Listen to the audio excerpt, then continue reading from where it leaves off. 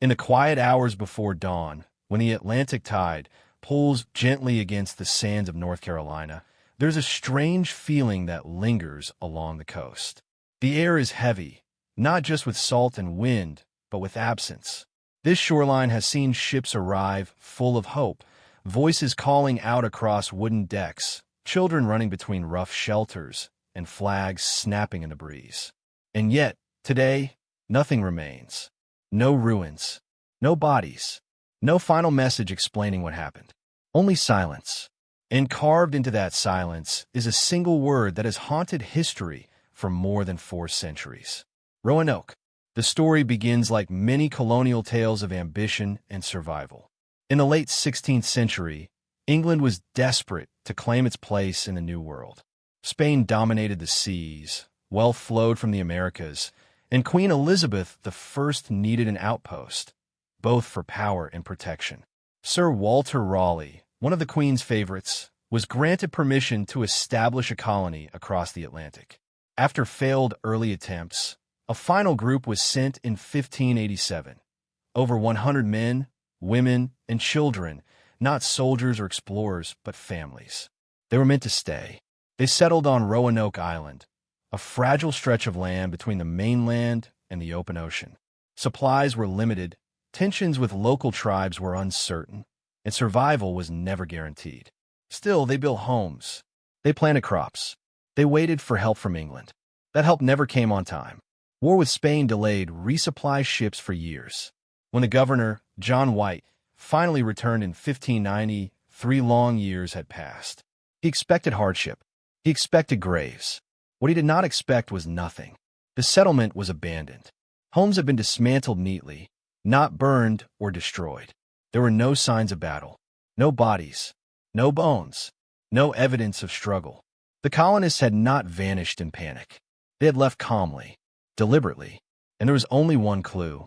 Carved into a wooden post was the word Croton. No cross, no sign of distress, just a word. To most historians, this is where speculation begins and quickly ends. Perhaps the colonists moved to live with a nearby tribe. Perhaps they starved. Perhaps they were killed. But none of these explanations fully satisfy the details left behind. Why dismantle the homes carefully? Why leave no trace? Why carve a word but no warning? And why has the mystery never truly been solved? Over the centuries, Roanoke became known as the Lost Colony. It is taught in classrooms as a tragic failure, an early lesson in the dangers of colonial ambition. But what if this framing is wrong? What if Roanoke was not lost at all? What if it was hidden? This is where the whispers begin. Long before Roanoke, long before England dreamed of America, there was another group that vanished from the historical record under mysterious circumstances. A group surrounded by secrecy, wealth, forbidden knowledge, and symbols that still puzzle historians today. The Knights Templar. Officially, the Templars were destroyed in the early 14th century. Branded as heretics, their leaders arrested, their wealth seized, and their order dissolved by the church. But legends say this was not the end. That ships left European ports under cover of darkness. That treasure and knowledge were carried away. That the Templars did not disappear. They escaped. And some believe they escaped far beyond Europe. As strange as it sounds, this theory has persisted for generations. That the Templars reached the New World centuries before Columbus, establishing secret sanctuaries where they could preserve what Europe wanted destroyed. Sacred relics, ancient maps, bloodlines, knowledge that did not belong to kings or churches. If that were true, then Roanoke would not have been England's first step into the Americas. It would have been a return. When we look at Roanoke through this lens, details that once seemed insignificant begin to feel deliberate. The location, the secrecy, the silence. Even the word Croton, which may not be a simple place name at all, but a signal, a code, or a confirmation. History often tells us that mysteries exist because evidence was lost. But sometimes, mysteries exist because the evidence was never meant to be found. Roanoke sits at the intersection of 2 powerful forces, official history and hidden history. On one side, we have documents, dates, and approved narratives. On the other, We have patterns, symbols, and unanswered questions that refuse to disappear. Why were families sent instead of soldiers? Why was the colony placed in such a vulnerable location? Why did no rescue mission ever seriously investigate inland, where the colonists may have gone? And why does Roanoke continue to inspire stories of secret alliances, hidden bloodlines, and lost knowledge? Perhaps because Roanoke challenges something deeper than a missing colony. It challenges the idea that history is complete. In the quiet rhythm of waves against the shore, one can imagine the colonists leaving, not in fear, but with purpose, carrying children, tools, and knowledge, walking away from the visible world into something concealed, not erased, but absorbed. This documentary is not here to tell you what to believe. It is here to walk slowly through the shadows of history, to listen to the echoes that remain, and to ask questions that were never meant to be asked loudly. What if Roanoke was not a failure, but a success of a different kind? What if the colony vanished because it was never meant to be found again? And what if the Knights Templar, an order that refused to die, were waiting on those shores long before the English arrived? As the sun rises over the Atlantic and the mist lifts from the water, the land remains silent. But silence, as history has shown us time and again, is not the same as emptiness. Sometimes it is protection. For centuries, the disappearance of the Roanoke colonists has been presented as a simple tragedy, an unfortunate experiment that failed because the New World was harsh, unforgiving, and unfamiliar. Textbooks summarize it in a few neat paragraphs. A colony runs out of supplies. Help arrives too late. The settlers vanish. Mystery unsolved. Case closed. And yet, the more closely we examine this official explanation, the more it begins to feel incomplete, even carefully restrained. The standard historical narrative offers several possibilities. The colonists may have starved after crops failed. They may have been killed by hostile tribes. They may have attempted to relocate and succumb to disease or exposure. These explanations sound reasonable on the surface, but each one collapses under scrutiny. Not because they are impossible, but because they do not align with the physical and historical evidence that remains. If the settlers had starved, there would have been signs of desperation, mass graves, scattered belongings, unfinished shelters. Starvation leaves traces, even centuries later. Yet no such evidence was ever found. Archaeological digs on Roanoke Island have produced fragments of pottery, tools, and weapons, but nothing that suggests a slow, agonizing collapse. There are no skeletal remains from the colonists themselves, no burial grounds, no signs of famine-driven chaos. If the settlers had been attacked, the evidence would be even clearer. Conflict leaves scars, burned structures, weapons embedded in wood, bones marked by violence. But the settlement showed no signs of destruction. The houses were not burned. They were taken apart. Timber removed, not shattered. This is not how communities behave when fleeing violence. It is how they behave when preparing for relocation. So historians turn to the third explanation, relocation. This is where the story becomes both more plausible and more troubling. According to John White's own records, the colonists had discussed moving inland if conditions became unbearable. They were supposed to carve a Maltese cross into a tree if they left under duress. When White returned, there was no cross, only the word Croton. To mainstream historians, this indicates the settlers may have moved to Croton Island, home to a friendly tribe with whom they had previously interacted. But here is the uncomfortable question rarely asked. If the settlers relocated peacefully, why were they never found? Croton Island was known. It was accessible. And yet, White never made it there due to bad weather and delays. Later expeditions failed to locate definitive evidence of the colonists. How does an entire community, over 100 people, disappear into known territory without leaving a trace?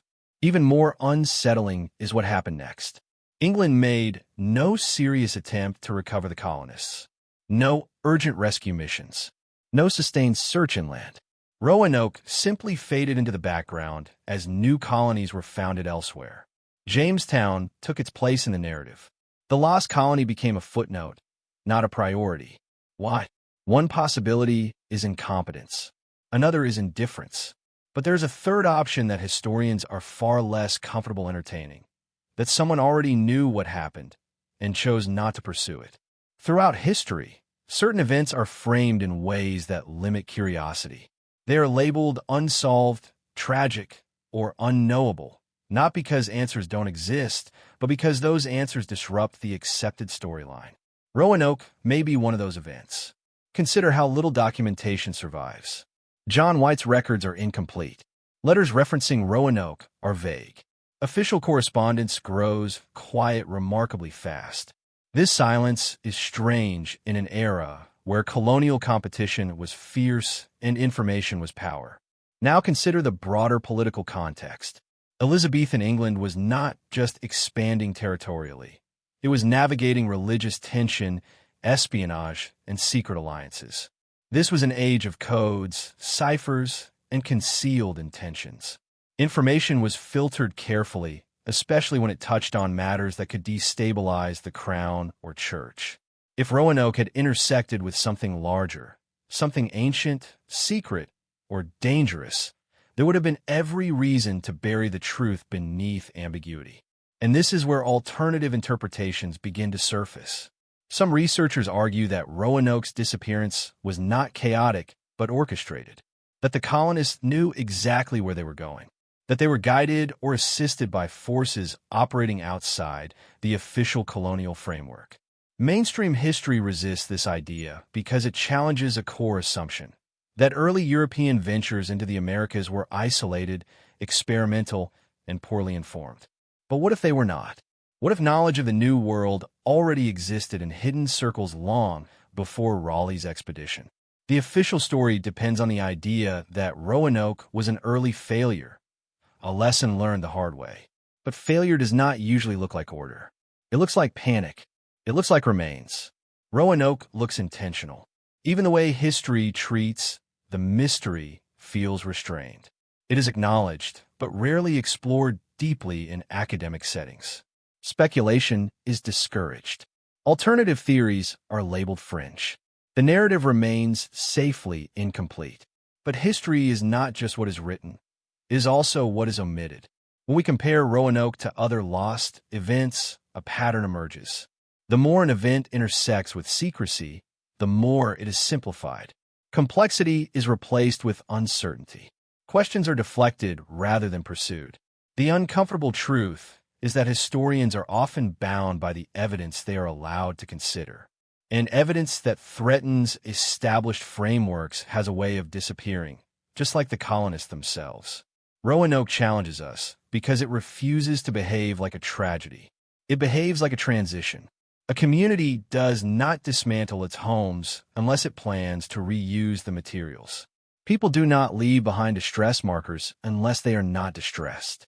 And entire populations do not vanish without cause. The official story asks us to accept that over 100 people dissolved into the wilderness without resistance, record, or remembrance. That no one followed them. That no one asked harder questions. But history has taught us something important. When the official explanation feels thin, it is often because it has been stretched over something far more complex. Roanoke may not be a mystery because it lacks answers. It may be a mystery because the answers lead somewhere history is uncomfortable going. And as we move forward, away from the surface-level explanations and into the deeper currents beneath them, one unsettling possibility begins to take shape. What if Roanoke was not lost, but quietly removed from the story? Long before the mystery of Roanoke ever unfolded, long before European sails touched the shores of the New World, there existed an order so powerful, so secretive, that even kings feared it. To understand why some believe the fate of Roanoke is connected to forces far older than England's colonial ambitions, we must travel back in time, back to the age of crusades, relics, and whispered knowledge, to the rise of the Knights Templar. Officially, the Knights Templar were warrior monks, formed in the early 12th century to protect Christian pilgrims traveling to the Holy Land. They wore white mantles marked with a red cross and took vows of poverty, chastity, and obedience. But behind this simple image was something far more complex. Within a century, the Templars had become one of the wealthiest and most influential organizations in Europe. They owned vast tracts of land, operated early banking systems, and moved money and information across borders with astonishing efficiency. This alone made them powerful. But power was not their greatest asset. Knowledge was. The Templars operated in a world where information was fragmented and controlled. Literacy was rare. Maps were guarded like weapons. Ancient texts were locked away in monasteries. And yet, the Templars had access to all of it. They traveled extensively, maintained records across continents, and were rumored to have uncovered secrets beneath the ruins of Solomon's Temple. Secrets the Church never openly acknowledged. What exactly they found is unknown. But legends speak of sacred relics, ancient wisdom, and knowledge that predated Christianity itself. Some say it was the Holy Grail. Others whisper of the Ark of the Covenant. Still others suggest something even more dangerous: lost scientific or geographic knowledge from civilizations erased by time. Whether these legends are literal or symbolic, one thing is clear: the Templars were not merely soldiers. They were custodians of something valuable enough to provoke fear at the highest levels of power. By the early 14th century, that fear turned into action. On Friday, October 13th, 1307, King Philip IV of France ordered the arrest of the Templars. They were accused of heresy, idol worship, and unspeakable rituals. Under torture, confessions were extracted. Their assets were seized. Their leaders were executed, and the order was officially dissolved. According to history, this was the end. But history has a habit of oversimplifying endings. One detail often overlooked is timing. When the arrests began, much of the Templar fleet was already gone. Ships vanished from ports, such as La Rochelle, carrying unknown cargo. No official records explain where they went. The treasure was never recovered. The knowledge was never accounted for. Orders do not simply disappear without preparation. For years before their destruction, the Templars would have sensed the growing hostility against them. They were not naive. They were strategic, disciplined, and deeply interconnected across Europe. If any group could plan an escape, it was them. An escape, according to many researchers, is exactly what they did. Rather than dissolving into nothing, the Templars are believed to have fragmented, absorbed into other orders, secret societies, and bloodlines. In Portugal, they re-emerged as the Order of Christ. In Scotland, they found refuge among sympathetic nobles. Elsewhere, they went underground. But some did something even more radical. They left Europe entirely. Medieval legends speak of lands across the sea, known only to a few, of maps that did not match the official understanding of the world, of coastlines that should not have been known, yet appeared in secret archives. The Templars, with their naval resources and hidden knowledge, were uniquely positioned to reach these places. This is where the idea becomes uncomfortable from mainstream history. If the Templars reached the Americas centuries before Columbus, then the discovery of the New World was not a discovery at all, but a revelation of something long concealed. And concealment was the Templars' specialty. Secrecy was woven into their structure. They used symbols rather than words, rituals rather than explanations, layers of meaning that only the initiated could understand. Their churches were designed with precise geometry. Their iconography hinted at dual truths, one for the public, another for those who knew how to see. Even after their suppression, these symbols did not vanish. They resurfaced in Freemasonry, in Rosicrucianism, in esoteric traditions that claimed ancient origins and hidden continuity. Survival, for the Templars, was not about open resistance. It was about transformation. An order that once rode into battle could become an order that guided events from the shadows. Knowledge once guarded by swords could be hidden in maps, myths, and bloodlines. A presence once visible could become invisible. And if this is true, then the world of the 16th century was not as ignorant as it appeared. England, in particular, was a nation deeply entangled with secret societies and esoteric thought. Scholars, navigators, and courtiers exchanged coded letters. Alchemists advised monarchs. Symbolism filled architecture and literature. Men like John Dee, advisor to Queen Elizabeth, studied angelic languages, ancient maps, and forbidden knowledge. These were not fringe figures. They were trusted insiders. So when England planned its ventures into the New World, it did so within a landscape already shaped by hidden traditions and long memories. The Templars may have been officially gone, but their influence was not. What does this have to do with Roanoke? Everything. If remnants of the Templar order survived into the age of exploration, they would have been deeply interested in the Americas. Not for conquest, but for preservation. A place far from Rome, far from monarchs, where secrets could be protected. Roanoke, in this light, begins to resemble something other than a fragile colony. It begins to resemble a rendezvous, a meeting point between old knowledge and new settlers. A quiet transfer rather than a desperate struggle. A controlled disappearance rather than an accidental one. The Knights Templar were masters of survival through adaptation. They did not cling to form. They clung to purpose. And if their purpose required them to vanish from one continent and reappear on another, history would remember only the vanishing. The rest would be left to whispers. As we move forward, the question is no longer whether the Templars survived, but how far their shadow reached.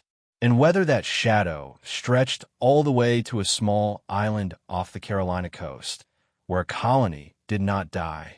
It simply stepped out of sight.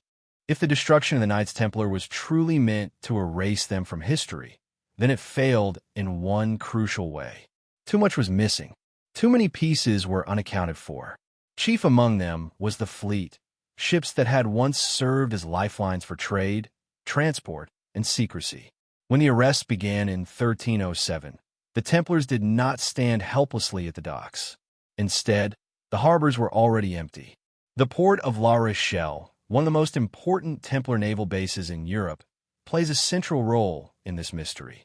Contemporary records acknowledge that the Templars maintained a strong maritime presence there. Ships capable of long-distance travel, stocked and crewed. And yet, when royal forces arrived to seize Templar property, those ships were gone. No official logs recorded their departure. No destination was named. They simply vanished into the open sea. For historians who favor conventional explanations, this disappearance is inconvenient but dismissible. Ships, they argue, could have been absorbed into other fleets or quietly seized by the crown.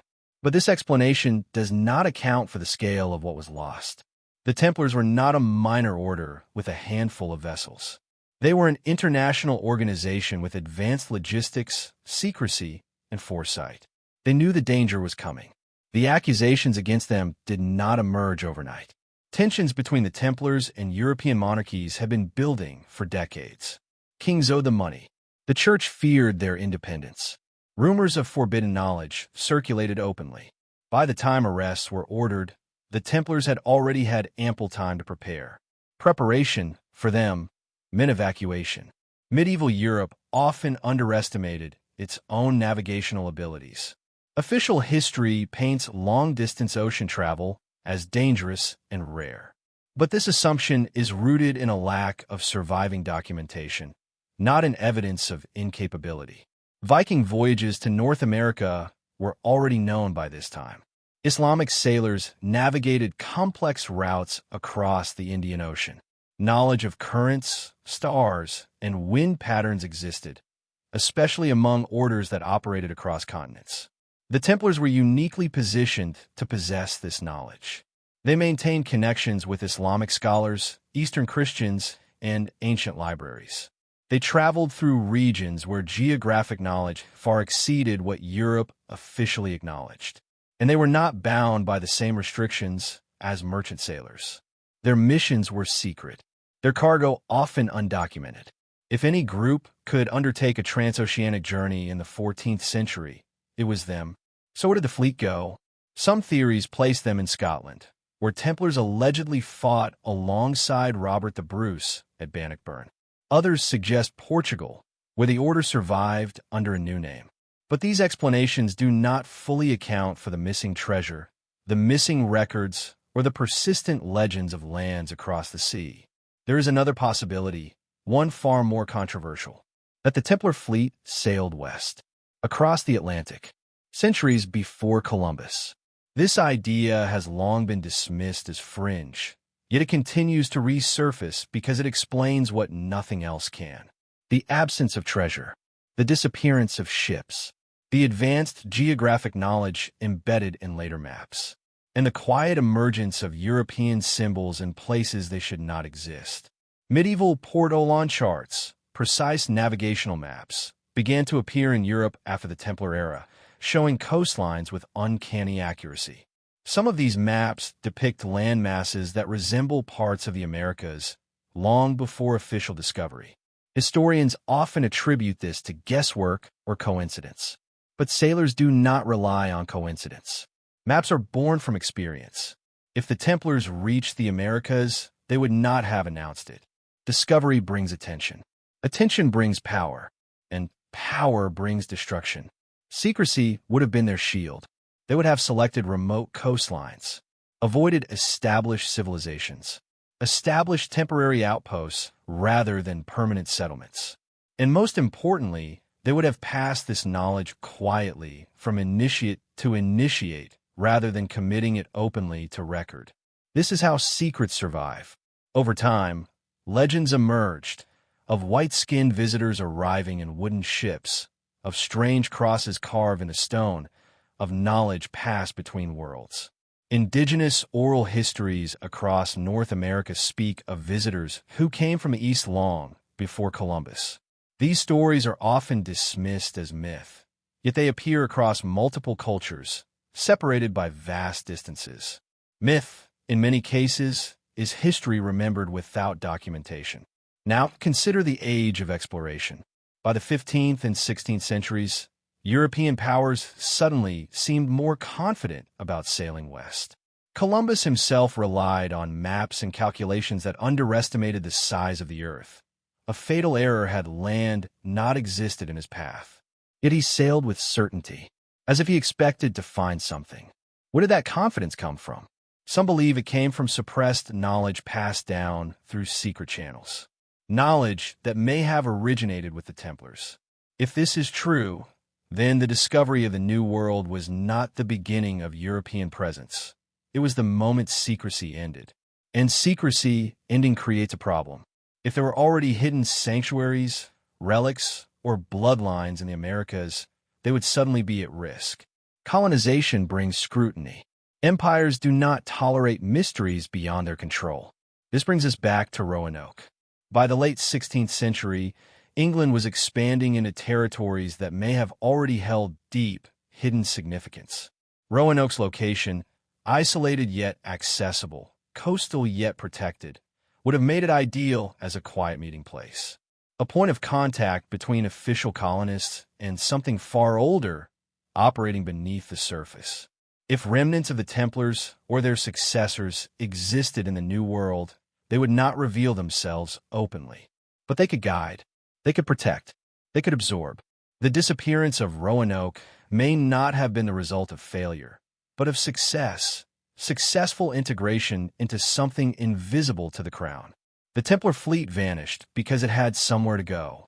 And centuries later, when settlers arrived on a distant shore and quietly dismantled their homes, they may have been following a path laid long before them. A path across the ocean. A path into secrecy. History remembers the ships that arrived. It forgets the ones that never returned. There are moments in history when a single object unsettles everything we think we know. Not because it is dramatic or violent, but because it exists at all. Maps are such objects.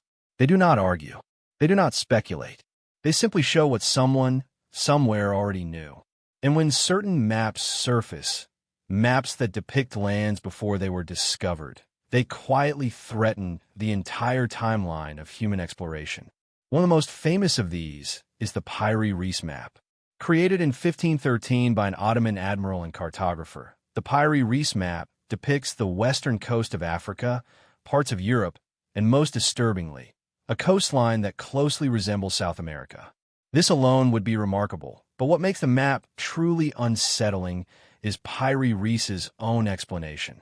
He claimed his work was compiled from much older source maps, some dating back to the time of Alexander the Great. He did not claim discovery. He claimed inheritance.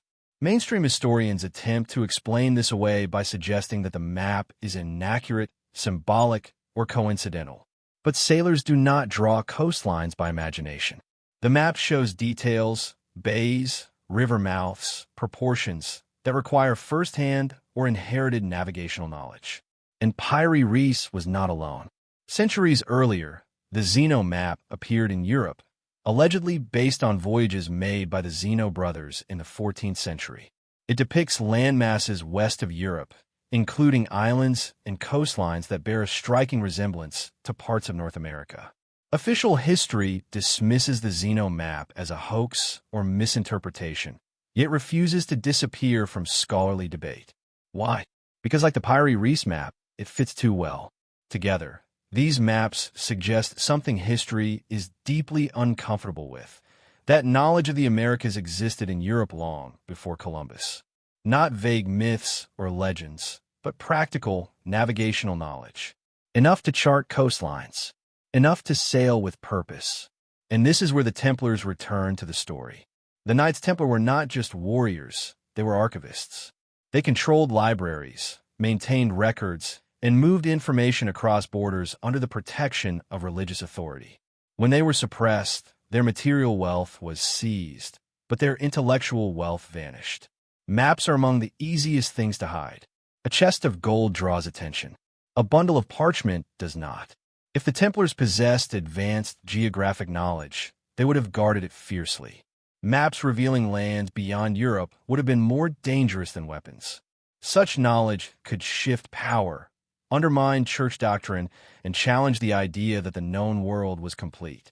This is why such maps, if they existed, would never have been published openly. They would have been copied quietly, passed discreetly, and embedded into other works over time. The Pyrie Rees map may be one such echo, a surviving fragment of a much older cartographic tradition that official history has lost. But the question is not just how these maps existed. It is why they were forgotten. If Europe had known about the Americas earlier, why was there no rush to colonize them? Why wait centuries? The answer may lie in intent. Discovery is not always about conquest. Sometimes it is about refuge. For an order like the Templars, persecuted, hunted, and erased, knowledge of distant lands would represent safety. A place beyond the reach of kings and popes. A place where secrecy could endure. Such knowledge would not be shared casually. It would be entrusted only to those who understood its purpose.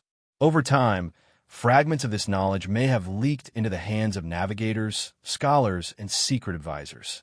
Men like John Dee, who possessed maps and globes showing lands not officially recognized. Dee advised Queen Elizabeth on navigation and empire, yet he also studied angelic languages and ancient texts. He lived at the intersection of science and mysticism. It is within these intersections that forbidden maps survive. Maps are not neutral. They reflect worldview. Medieval maps often place Jerusalem at the center, not because of geography, but theology. To redraw the world is to redraw belief. If the Americas existed beyond the known world, then the biblical and classical understanding of creation had gaps. Gaps the church could not easily explain. This may be why such maps were hidden, dismissed, or destroyed. Now return to Roanoke. If England's planners had access, directly or indirectly, to suppressed geographic knowledge, then their colonial ventures take on a different tone. They were not blindly stumbling into the unknown. They were following faint trails left by older journeys. Roanoke's placement begins to feel less accidental. The island sits along navigable waterways, protected yet connected. A place one might choose if one already knew the terrain. A place that could serve as a quiet node rather than a loud declaration. The settlers themselves may not have known the full truth. History often moves through layers of awareness. Those at the top see patterns, those below follow instructions. But the outcome remains guided. And then there is the matter of Antarctica. Some versions of the Pyrie Rees map appear to show a landmass resembling Antarctica, ice-free. Official explanations strain here, suggesting coincidence or distortion. But if taken seriously, it implies ancient knowledge far beyond medieval capability. This raises a disturbing possibility that advanced geographic knowledge existed in cycles, lost and rediscovered repeatedly throughout history. If so, the Templars may not have created this knowledge. They may have inherited it. An inheritance is dangerous because it means history is not linear. It is recursive. The New World may not have been new at all. When the Roanoke colonists vanished, they left behind no maps, no journals explaining where they went. But perhaps they did not need to. Perhaps the path was already drawn, not on paper, but in tradition. Maps can be erased. Knowledge can be suppressed. But routes, once known, tend to resurface. The forbidden maps whisper of a world that was never truly lost, only hidden. And Roanoke may have been one moment when that hidden world briefly touched the visible one before retreating again into silence. To understand Roanoke, one must understand the man whose name is inseparably tied to it. Sir Walter Raleigh is often remembered as a bold explorer, a poet, a court favorite of Queen Elizabeth I, and later, a tragic figure who fell from grace. But this popular image is incomplete. Beneath the polished surface of courtly ambition lay a far more complex individual, one deeply embedded in networks of secrecy, coded knowledge, and political maneuvering that extended far beyond simple colonial dreams. Raleigh did not operate alone. In the Elizabethan world, exploration was never just about land. It was about power, information, religion, and influence. Every expedition carried layers of intention, some public, others carefully concealed. Raleigh's colonies were funded, supported, and advised by men who understood this reality well. Among them were scholars, navigators, and mystics who believed the world was far older, far stranger, and far more interconnected than official doctrine allowed. One of the most significant figures in Raleigh's orbit was John Dee, mathematician, astrologer, cartographer, and occult philosopher. Dee was not a fringe eccentric. He was Queen Elizabeth's personal advisor on navigation and empire. He coined the term British Empire long before it existed in practice. He owned one of the largest private libraries in England, filled with rare manuscripts, ancient maps, and texts that blurred the line between science and mysticism. Dee believed that England had a divine right, and perhaps a secret inheritance, to rule lands across the sea. But this belief was not purely political. It was esoteric. Dee was obsessed with ancient wisdom, angelic communication, and lost knowledge. He believed fragments of a primordial truth had been scattered across history, hidden in symbols, numbers, and geography. The world, to Dee, was a coded text waiting to be deciphered. And he was not alone. Elizabethan England was saturated with secret societies, proto-Masonic traditions, and intellectual circles that valued symbolism over transparency. Knowledge was compartmentalized. Information moved through whispers, not proclamations. And colonial ventures often served as cover for deeper objectives. Raleigh's Roanoke expedition must be viewed within this context. On the surface, it was a failed attempt at settlement. But the details raise unsettling questions. Why send families instead of soldiers? Why establish a colony in a location so exposed, yet so specific? Why entrust its survival to a man like John White, an artist and mapmaker, rather than a hardened military commander? The answers suggest Roanoke was not intended to be a fortress. It was intended to be something quieter. Raleigh himself was deeply interested in mythic lands and hidden riches. He famously searched for El Dorado, convinced that ancient knowledge pointed toward its existence. But this obsession was not unique. Many in his circle believed that remnants of lost civilizations, and perhaps sacred objects, were hidden beyond Europe. The Americas were not seen as empty wilderness. They were seen as repositories. Raleigh's sponsors included men connected to maritime intelligence, religious dissent, and esoteric scholarship. These were individuals who distrusted Rome, feared Catholic dominance, and believed that England's future lay in reclaiming something that had been lost or stolen in the past. To them, the New World was not just territory. It was sanctuary. If remnants of the Knights Templar, or their successors, had survived into the Elizabethan era, they would have found sympathetic allies in England. The Protestant Reformation had fractured Europe. Old loyalties were shifting. Enemies of the Catholic Church were suddenly protectors of those once branded heretics.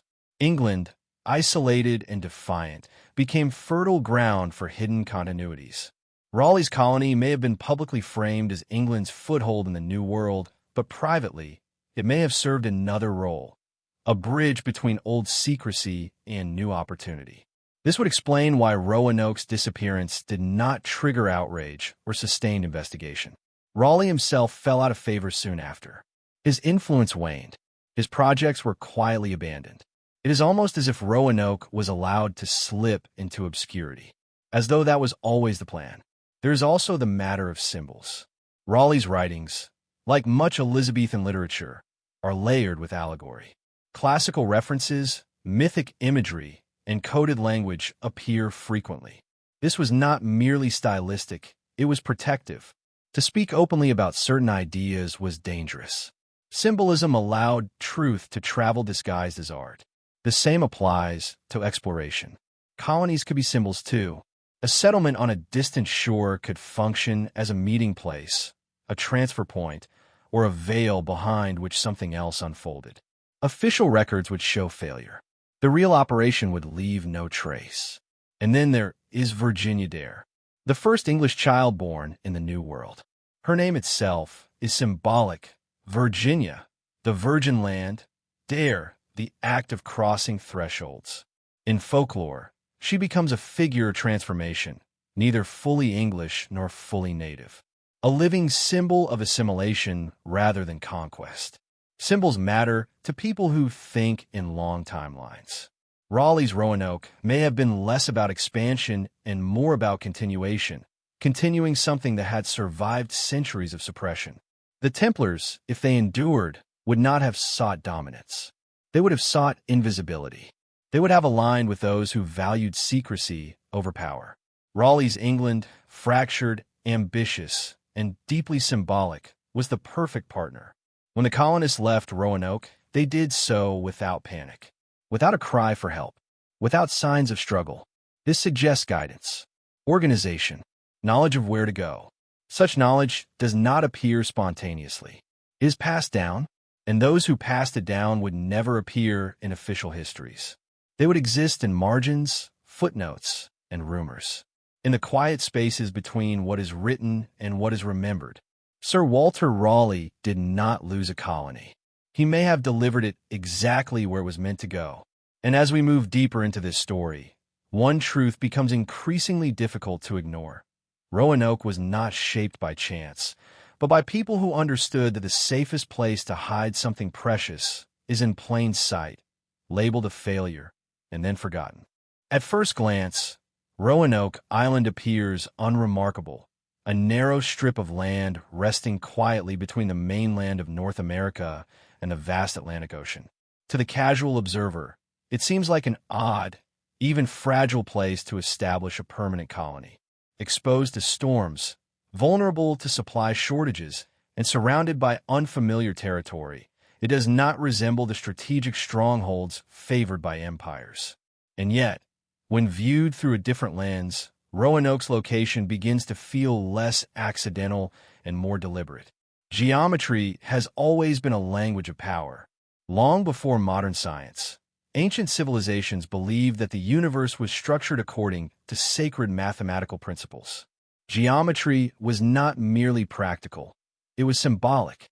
It represented harmony between heaven and earth, the visible and the invisible. Temples, cities, and monuments were positioned according to alignments that mirrored cosmic order.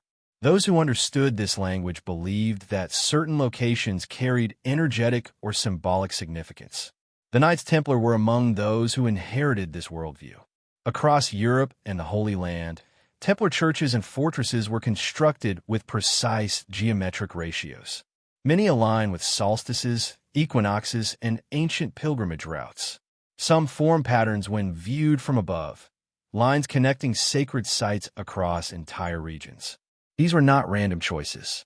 They reflected an understanding that space itself could be encoded with meaning. When we apply this perspective to Roanoke Island, unsettling patterns begin to emerge. Roanoke sits along a network of waterways that connect deep inland to the coast. Rivers, sounds, and inlets form natural corridors, quiet paths invisible from the open ocean. From a symbolic standpoint, it occupies a liminal space, neither fully land nor sea, neither fully isolated nor fully exposed. In esoteric traditions, such thresholds are considered powerful. They are places of transition, concealment, and transformation. This is not where one builds an empire. It is where one hides something. Some researchers have noted that Roanoke's position corresponds loosely with lines of latitude that appear repeatedly in ancient and medieval mapping traditions. While mainstream cartography dismisses such alignments as coincidence, sacred geography does not operate on exact measurements alone. It works through symbolic resonance. Nearness matters. Intention matters. Roanoke's latitude places it roughly parallel to regions long associated with ancient knowledge, parts of the Mediterranean, the Levant, and North Africa. To those who believe the world was bound by harmonic structure, such parallels were meaningful. They suggested balance, reflection, continuity across continents. The Templars, if they reached the New World or passed down knowledge of it, would not have selected locations randomly. They would have looked for places that mirrored sacred spaces of the Old World, locations where knowledge could be anchored symbolically as well as physically. Even the shape of Roanoke Island itself invites speculation.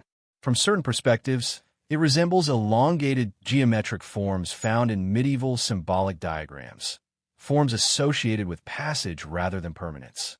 It is a place one passes through, not one fortifies. And that distinction is critical. Fortresses announce presence. They declare ownership. Transitional spaces do not. They allow movement without attention. When the Roanoke settlers arrived, they did not build stone walls or grand structures. They constructed modest homes, adaptable shelters, structures that could be dismantled. This aligns with survival logic, but it also aligns with intentional impermanence. Sacred geometry is not always about building monuments. Sometimes it is about choosing where not to build them. In esoteric thought, invisibility can be a form of protection. Consider the lack of defensive preparation at Roanoke. No strong palisades. No significant military positioning. This has long been cited as evidence of poor planning. But poor planning does not usually coincide with orderly departure. And it does not explain why the colony left no sign of distress. If Roanoke was never intended to be permanent, then its design makes sense. It was a waypoint, a place where one could arrive, gather, reorganize, and then move inland or along hidden routes. Indigenous knowledge of the waterways would have made such movement effortless. And if alliances existed, as evidence increasingly suggests, then the colonists would not have been lost. They would have been guided. Geometry also governs memory. Sacred sites are often designed to fade from awareness, not dominated. Their power lies not in being seen, but in being known by those who understand their placement. Roanoke, once abandoned, became just another island. No ruins demanded investigation. No dramatic collapse invited scrutiny. The land returned to quiet. Yet the mystery remained. Some have speculated that Roanoke aligns with broader networks of sacred geography in the Americas, networks long recognized by indigenous cultures. Mounds, ceremonial sites, and ancient pathways crisscross the continent, many predating European arrival by thousands of years. These networks were not random. They reflected cosmology, astronomy, and seasonal cycles. If the Templars or their successors encountered such systems, they would have recognized them. Different cultures, same language. This convergence of Old World and New World sacred geography may have made Roanoke uniquely suitable, not as a colony, but as a meeting of traditions. a place where European esoteric knowledge and indigenous spatial understanding could overlap without drawing attention. This would also explain why Roanoke's story resists closure. Sacred sites do not reveal their purpose easily. They are not meant to. They are meant to endure quietly, carrying meaning forward without explanation. When historians look at Roanoke and see failure, they're using the wrong framework. Failure assumes intention toward permanence. Sacred geometry assumes intention toward balance and concealment. Roanoke was never meant to grow. It was meant to disappear. The settlers did not vanish into chaos. They dissolved into a larger pattern, one that did not require structures, records, or recognition. A pattern that values continuity over visibility. And so the island remains silent, unassuming, holding its place in a geometry that does not announce itself, but waits to be noticed by those who understand that history is not always written in ink. Sometimes it is written in space. When John White stepped onto Roanoke Island in 1590 and discovered the colony abandoned, the absence of people was shocking, but the absence of chaos was even more disturbing. Homes were dismantled, not destroyed. Belongings were missing, not scattered. And carved into a wooden post was a single word that would echo through centuries of speculation. Croton. At first glance, it seems like a simple clue. Croton was the name of a nearby island and a native tribe known to have friendly relations with the colonists. For mainstream historians, this explanation is sufficient. The settlers moved there. End of story. Mystery unresolved, but manageable. Yet history rarely leaves its most important messages so plainly. The Elizabethan world was fluent in codes. This was an age of espionage, religious persecution, and political intrigue. Letters were written in cipher. Maps concealed information in symbolism. Entire messages were hidden in poetry, art, and architecture. To communicate openly was dangerous. To communicate cleverly was survival. John White himself was not merely a governor. He was an artist and cartographer, a man trained to observe detail, symbolism, and meaning. It strains belief to imagine that a community led by such individuals would leave behind their final message without layered intention, especially when they had agreed upon a code.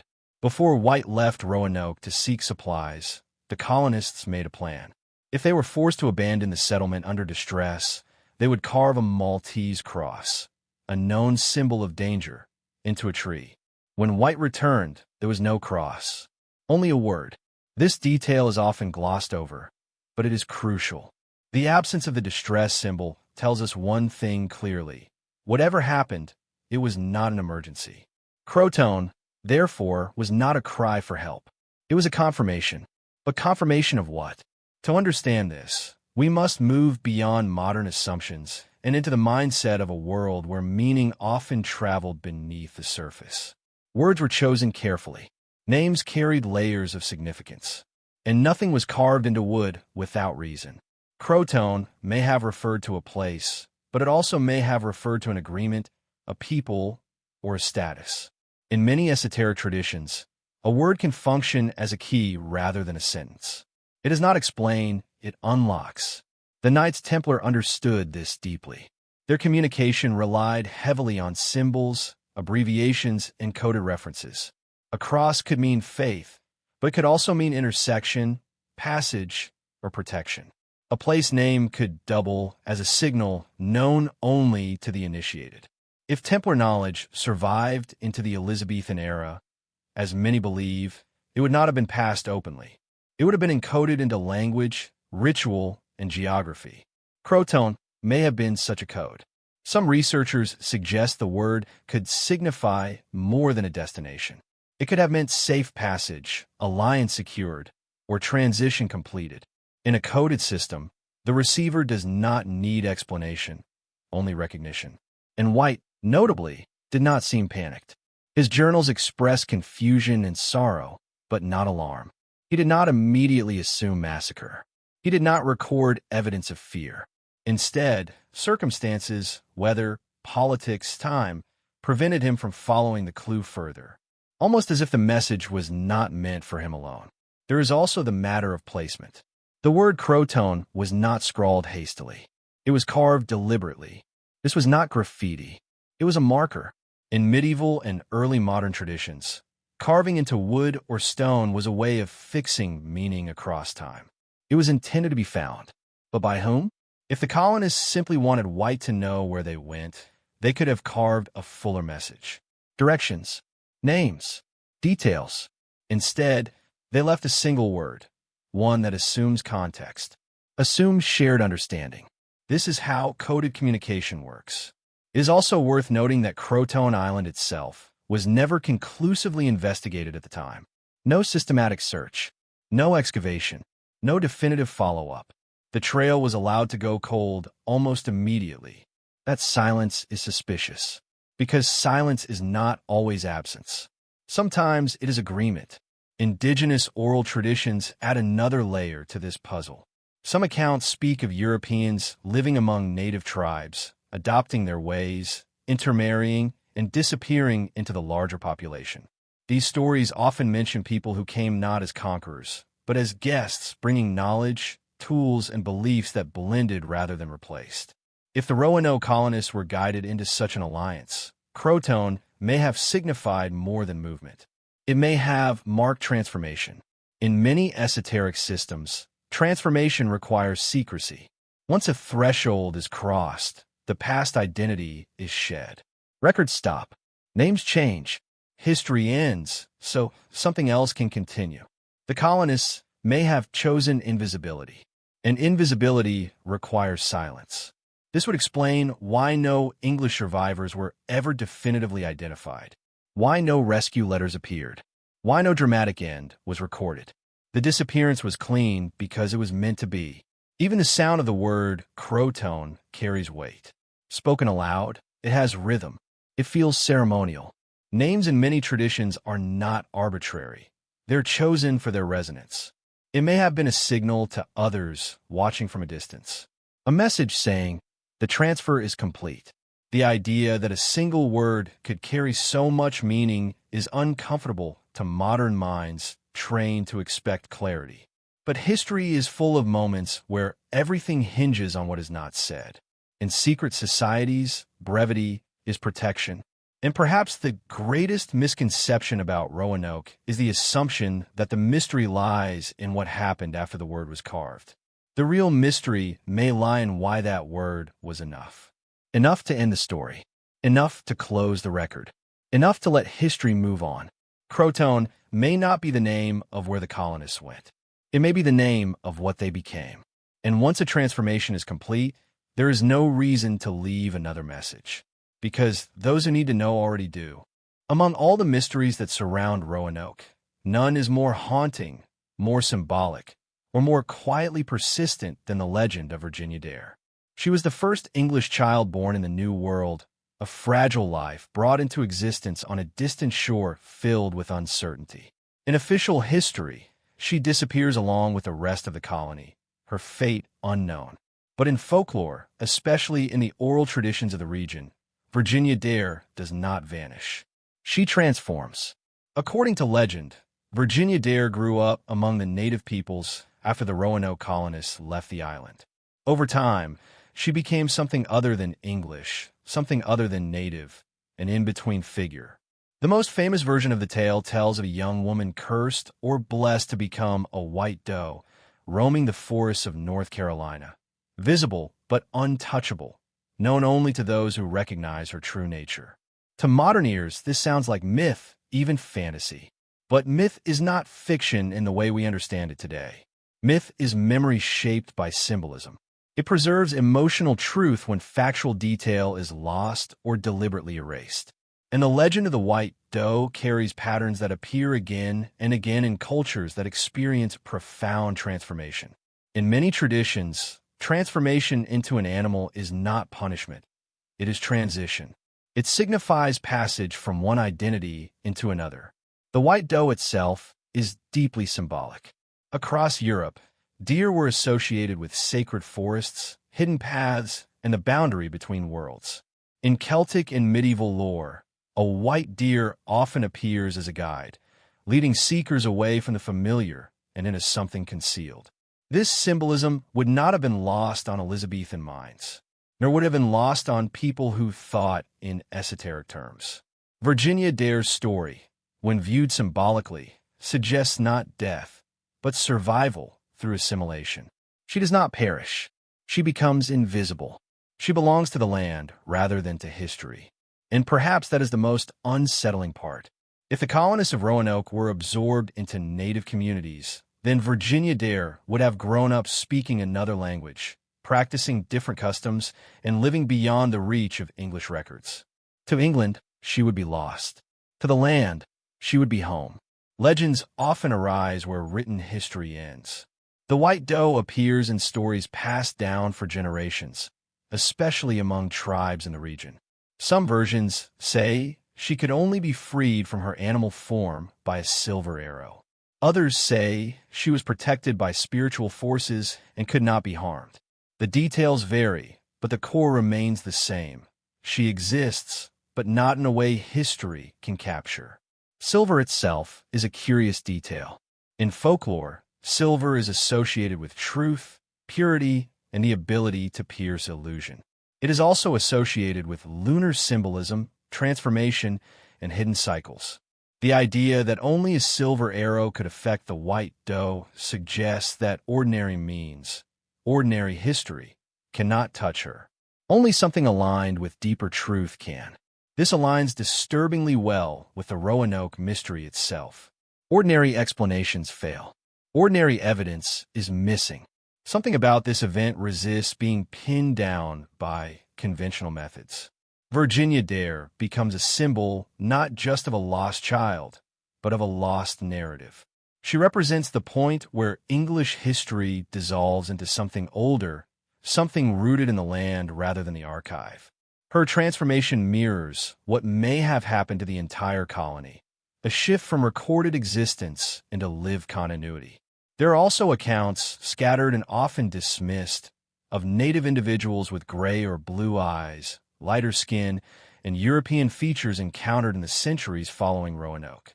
These reports are controversial and often filtered through colonial bias, but they persist. Some tribes spoke of ancestors who came from across the sea and chose to stay, not as rulers but as kin. If even fragments of these accounts are true, then Virginia Dare may not have been a singular figure, but a representative one, a focal point for a larger story of blending rather than erasure. It is telling that the legend centers on a child. Children are vessels of continuity. They carry identity forward. If the Roanoke colonists wanted their lineage to survive without drawing attention, children would be the key. They adapt more easily. They learn new languages. They belong fully to the world they grow into. A child raised among native peoples would not be a colonist. She would be something new. The white doe legend may also reflect guilt, longing, and unresolved grief among later settlers who sensed that something had been lost, not destroyed, but surrendered. Myths often arise to soften truths that are too complex or unsettling to face directly. The truth that the colonists did not die heroically or tragically, but chose another life. That they abandoned empire for survival. That they stepped out of history on purpose. Virginia Dare's transformation allows this truth to exist without accusation. It turns choice into enchantment, agency into fate. In doing so, it preserves dignity on all sides.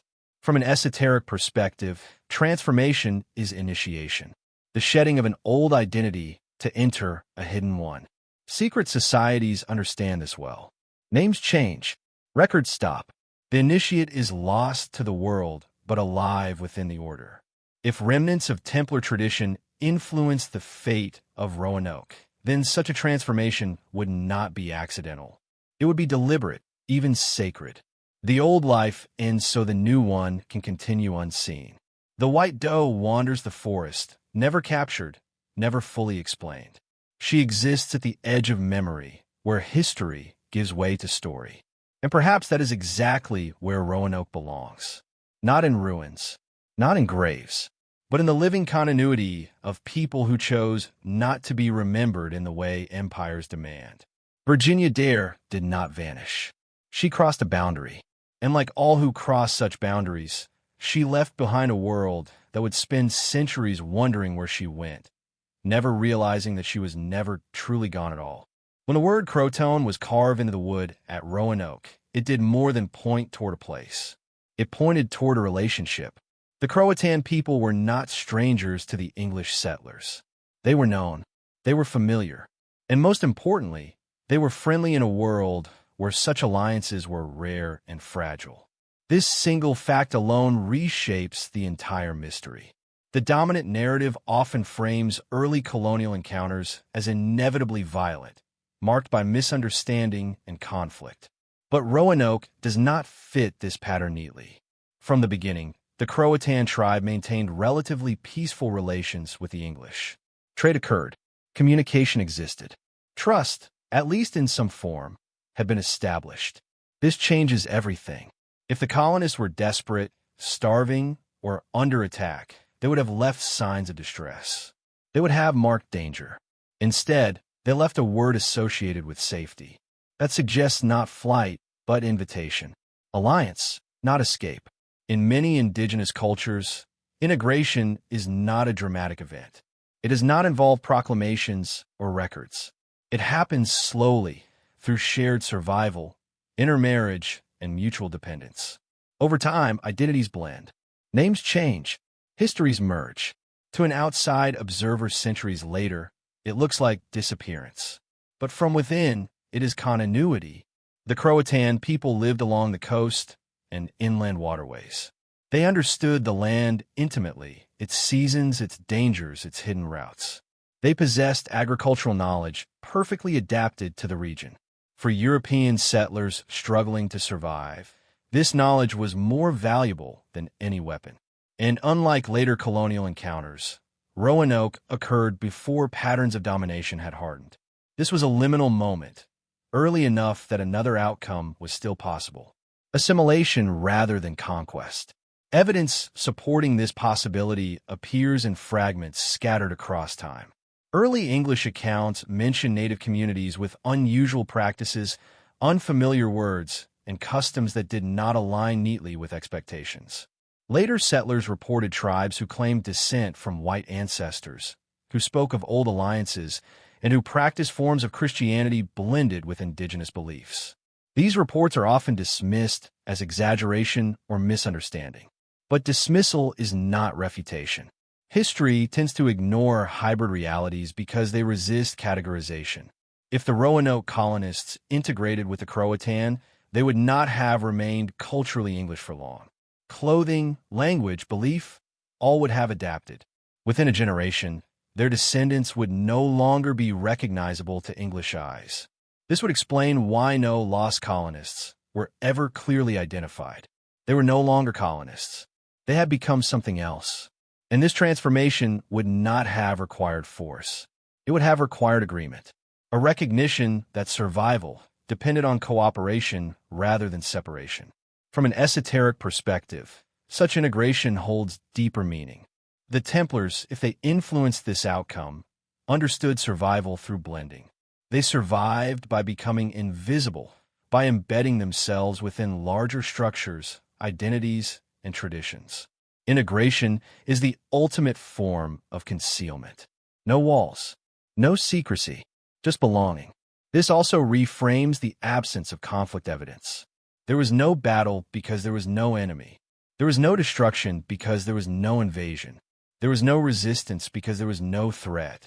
The colonists did not vanish into the wilderness. They walked into community. The idea that European settlers would willingly abandon their identity challenges deeply ingrained assumptions. Empire teaches us that Europeans always sought dominance.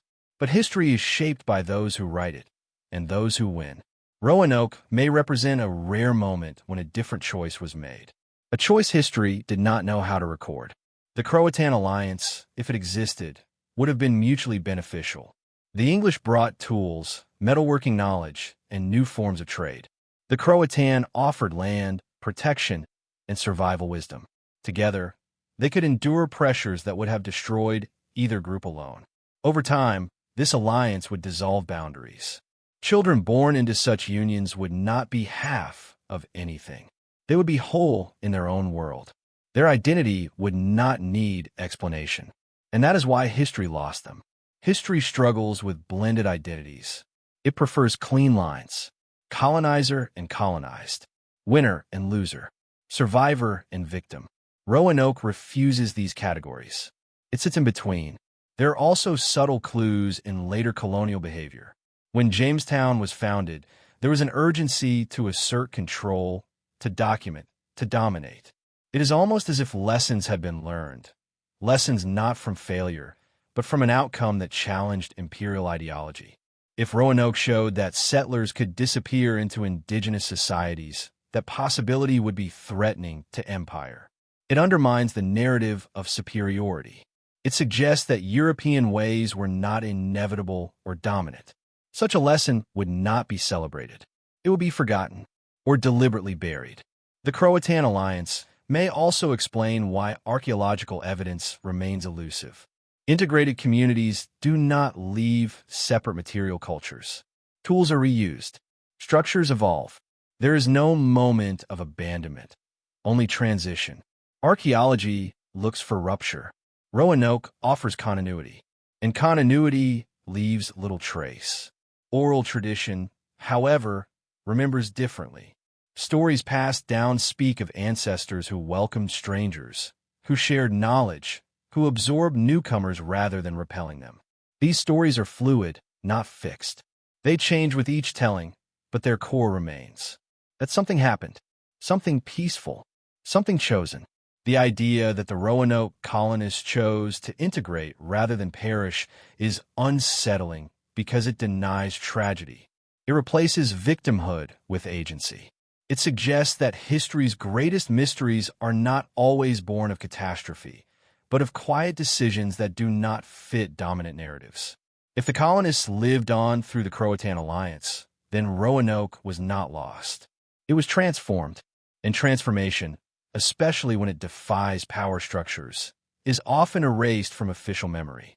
The Croatan alliance invites us to consider a version of history where survival did not require conquest, where identity was flexible, where disappearance was not defeat, but strategy. A strategy that worked so well that centuries later, we are still asking where they went, never realizing that they may have been here all along. When history loses people, it does not always lose their descendants. Bloodlines have a way of surviving even when names, languages, and records disappear. This is one of the most unsettling implications of the Roanoke mystery, because if the colonists were not destroyed, but absorbed, then traces of them may still exist, quietly woven into the fabric of the New World. And this is where the idea of Templar bloodlines becomes impossible to ignore. The Knights Templar were not simply an order of soldiers. They were an order of families, patronage networks, and sworn alliances that extended across Europe. Although they took vows of celibacy later in their history, earlier members often had children before joining, and many were connected by lineage rather than rank. When the order was suppressed, its members did not evaporate. They scattered, they hid, and most importantly, they passed on who they were, sometimes openly, sometimes in fragments. Bloodlines are the most resilient form of memory. If Templar remnants reached the New World, they would not have arrived as conquerors or missionaries. They would have arrived as refugees. And refugees do not build monuments. They embed themselves. They marry. They adapt. They disappear into the future. This pattern appears again and again throughout history. Persecuted groups survive not by standing apart, but by blending in. Over generations, their origins become whispers, legends, or symbols passed quietly within families. In the case of the Americas, there are long-standing accounts, often dismissed, often uncomfortable, of indigenous groups encountering people with European features long before sustained colonization. Pale skin, light eyes, unusual facial structures. While such descriptions are frequently explained away, they recur with striking consistency. Even more intriguing are reports of native families who claimed descent from people who came from the East generations before Columbus. These stories rarely include conquest or domination. They speak instead of arrival, alliance, and permanence. If Templar survivors integrated with indigenous communities centuries before Roanoke, they would have established bloodlines long before English settlers arrived. And when Roanoke's colonists disappeared, they may have joined populations that already carried fragments of Old World lineage, communities that understood how to hide in plain sight. This would create a continuity invisible to official history.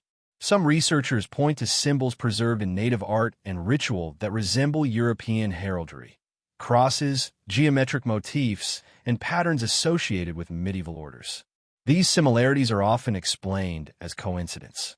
But coincidence becomes less convincing when patterns repeat across regions and centuries. Symbols are how memory survives without language. The Templars were masters of symbolic transmission. They encoded identity into architecture, ritual, and design. A cross did not simply represent faith. It represented belonging, protection, and continuity. Such symbols could be adapted, reinterpreted, and preserved without revealing their original meaning. This is how bloodlines survive persecution. Through transformation, not resistance. If Roanoke's colonists carried even partial knowledge of this tradition, they may have recognized signs of familiarity among certain tribes, subtle indicators that others had walked this path before them. Shared symbols, shared practices, shared silence. The idea that Templar bloodlines could persist in the New World also reframes the concept of discovery. Discovery implies emptiness, but bloodlines imply presence. They imply that history did not begin when Europeans arrived. It merely changed visibility. There's also the matter of selective forgetting. Colonial authorities were deeply invested in controlling narratives of origin. Acknowledging pre-Columbian European presence would undermine claims of divine destiny, legal authority, and moral justification. If Templar bloodlines existed in the Americas, they would complicate everything. Such complexity would not be tolerated. It would be ignored or erased. Family histories, especially among marginalized or indigenous communities, were rarely recorded. Oral traditions were dismissed. Lineages were broken apart by forced assimilation. Names were changed. Languages suppressed. Bloodlines survived. Records did not. This is why the idea remains so elusive. It cannot be proven in the way modern history demands. It must be inferred from patterns, from absences, from echoes that refuse to fade. Roanoke fits into this pattern perfectly. If the colonists merged into existing communities that already understood concealment, their disappearance would be seamless. Their children would grow up without English surnames. Their descendants would never know they were part of a lost colony. They would simply be who they were. And that is perhaps the most powerful form of survival. From an esoteric perspective, bloodlines matter because they carry more than genetics. They carry memory, temperament, inclination, a quiet sense of identity that does not require explanation. Secret societies often prioritize bloodline continuity over institutional survival. Buildings can be destroyed, orders can be outlawed, but families endure. The Templars, if they planned for survival, would have planned in generations, not decades. The New World would not have been an end. It would have been a beginning. Roanoke may represent a later chapter in this long strategy. A moment when English settlers unknowingly stepped into an existing network of survival. One that did not announce itself, did not recruit openly, and did not leave records. They would not have been told the full truth. They would not have needed to be. They only needed to be welcomed. This perspective also explains why no dramatic revelations ever surfaced later. No confessions, no documents, no hidden caches discovered by chance. Because nothing was hidden in objects. It was hidden in people, and people move. They change. They forget just enough to survive. The idea that Templar bloodlines may exist in the New World does not require conspiracy on a grand scale. It requires patience, time, and an understanding that history's greatest secrets are not locked away in vaults, but living ordinary lives far from the spotlight. Roanoke did not end. It dispersed, and in that dispersal, something ancient may have continued, quietly, invisibly, and successfully, long after history stopped looking for it. Every great mystery eventually circles back to the same question. What was being protected? Not where people went, not how they disappeared, but why secrecy was worth generations of silence. When historians confront the legends surrounding the Knights Templar, this question becomes unavoidable, because no group in medieval history was more closely associated with the guardianship of forbidden relics. The Holy Grail, the Ark of the Covenant, lost texts, ancient knowledge. Officially, these are legends, symbolic stories, metaphors for faith. And yet, the persistence of these myths across cultures, centuries, and continents suggests something deeper. Myths do not survive unless they serve a purpose. And among secret traditions, relics are rarely just objects. They are anchors of power. The Knights Templar were rumored to have uncovered something beneath the Temple of Solomon in Jerusalem. Chroniclers of the Crusades hinted at excavations, at tunnels, at discoveries never described in detail. Soon after, the order's power exploded, financially, politically, and symbolically. Their rituals grew stranger. Their enemies grew nervous. Correlation is not proof, but it is never meaningless.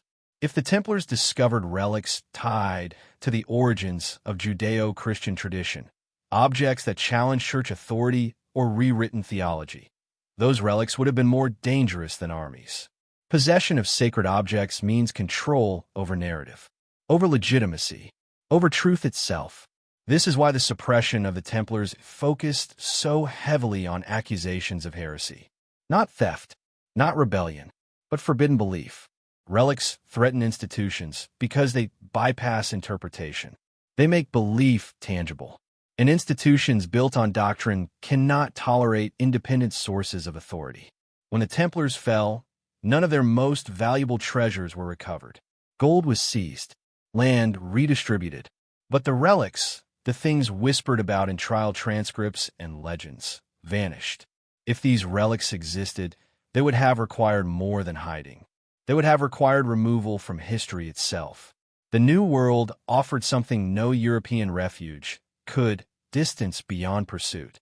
No papal reach, no royal jurisdiction, no inquisitorial oversight. If the Templars sought to preserve something sacred or dangerous, the Americas were not a gamble. They were a solution. This possibility radically reframes Roanoke.